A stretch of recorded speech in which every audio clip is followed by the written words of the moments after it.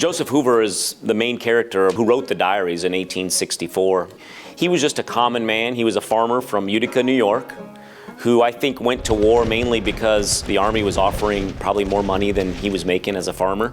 And he wanted to help his family. He had, I believe, 13 brothers and sisters.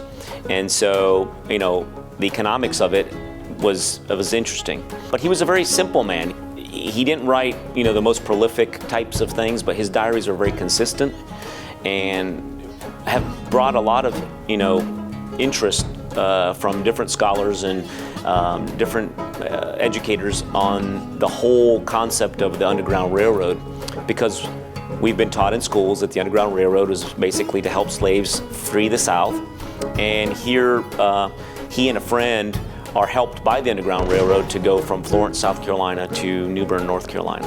And were ushered through various different ways in the Underground Railroad to get to freedom. So he was just a very pragmatic man. I think that is somewhat evident in his writings. I think he was a little frugal too, because he was always the one in his diary that talks about, well, I lent a pair of socks to this guy, and I lent $5 to this guy, and so-and-so borrowed this.